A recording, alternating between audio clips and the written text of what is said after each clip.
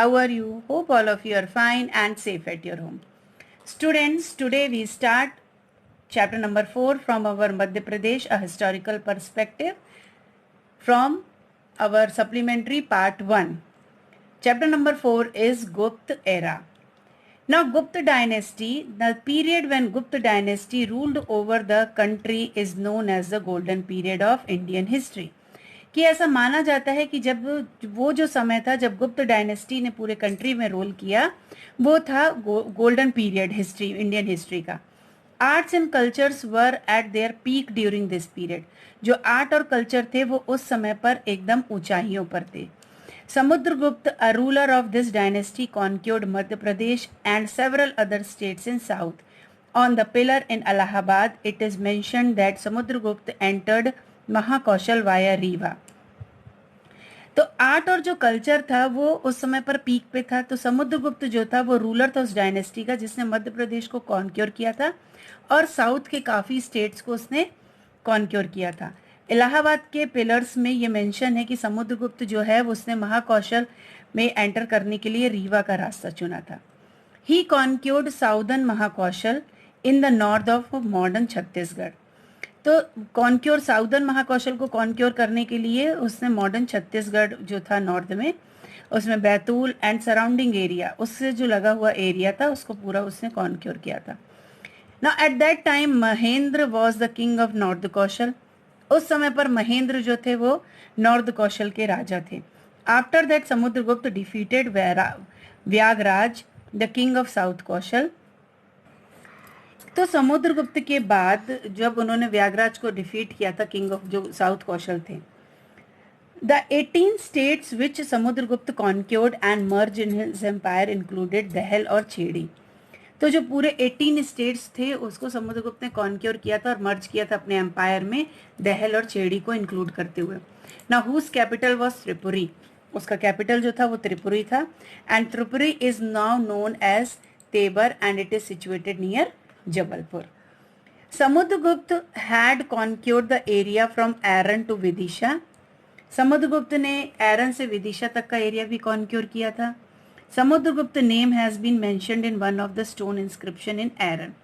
समुद्रगुप्त का नाम जो है वो एरन में स्टोन इंस्क्रिप्शन में मेंशन है. Samudragupta son Chandragupta the second annexed Malwa and extended the Gupta empire up to Arabian Sea in the west. Samudragupta का जो बेटा था चंद्रगुप्त सेकंड उसने मालवा रीजन को अनेक्स किया और एक्सटेंड किया गुप्त एम्पायर को अरेबियन सी तक वेस्ट में. Chandragupta the second was conferred with the title of Vikramaditya और चंद्रगुप्त को विक्रमादित्य का टाइटल दिया गया. Now barbaric Huns attack Indian during the reign of Chandragupta. Chandragupta के समय पर बार्बरिक हुंस जो थे उन्होंने अटैक किया इंडिया पर. Huns, a barbaric tribe of Central Asia, was considered as the worst enemy of the humanity at that time. तो ऐसा कहा जाता है कि उस समय पर मानवता का जो सबसे बेकार दुश्मन था, सबसे बड़ा शत्रु जो था वो हुंस था. एक बार्बरिक जो ट्राइब थी वो थी. Skandagupta defeated हुंस and saved the गुप्त एम्पायर फ्रॉम एक्सटिंक्शन. तो गुप्त साम्राज्य को खत्म होने से बचाया स्कंदगुप्त ने डिफीट करके उन्हें. Now from inscription found near Mandsaur which belonged to Kumargupta II's period, we know that there was a grand sun temple in famous city of Dashpur. Now the peak of the temple used to shine in the moonlight. और उस मंदिर का जो शिखर है वो moonlight में चमकता है. गुप्त emperors carved world famous caves of Udayagiri and built the temples of Tegwa.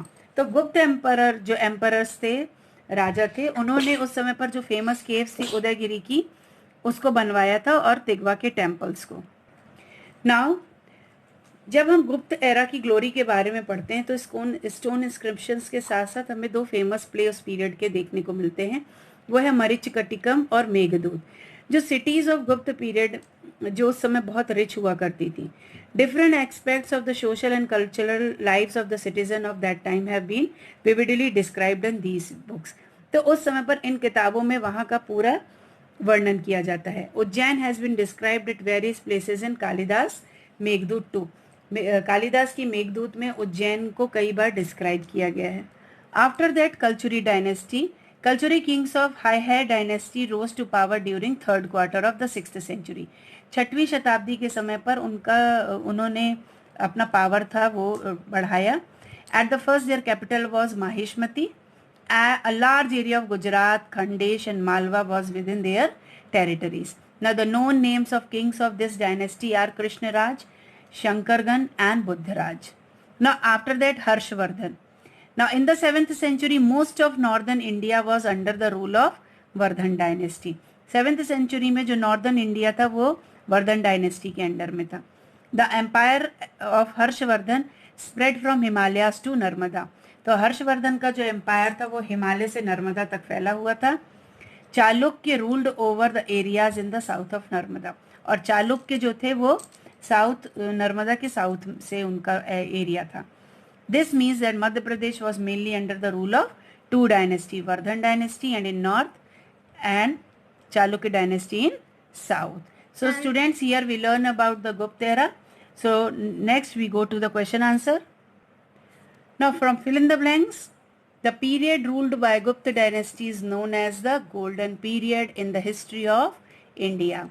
Second, Chandragupta II was adorned with the title of Vikramaditya. Question number 1, what parts of Madhya Pradesh were ruled by the rulers of Gupta dynasty? Answer, the rulers of Gupta dynasty ruled over the following parts of Madhya Pradesh. First, Samudragupta, Southern Mahakaushal, Rewa, Dahel or Chedi and the area from Aran to Vidisha. Chandragupta, he annexed Malwa and extended the Gupta empire up to the Arabian Sea in the west. Second question, which buildings were built in Madhya Pradesh during Gupta rule? Answer, during the Gupta rule, various buildings were constructed in Madhya Pradesh. These include Sun Temple in Dashpur, world famous caves of Udayagiri and temples of Tigwa. Question number 3, what are the famous literary books of Gupta period? Answer is, the famous literary books of the Gupta period include Marichakatikam and Meghdut. Question number 4, which book contains description of Ujjain? Answer, the book named Meghdut written by Kalidas contains description of Ujjain. Question number 5, which dynasty built the temple of Chausat Yogini? Answer, Kalchuri dynasty built the temple of Chausat Yogini. So students, here we complete our chapter number 4, Gupta era. So you have to write all the answers in your notebook and learn it.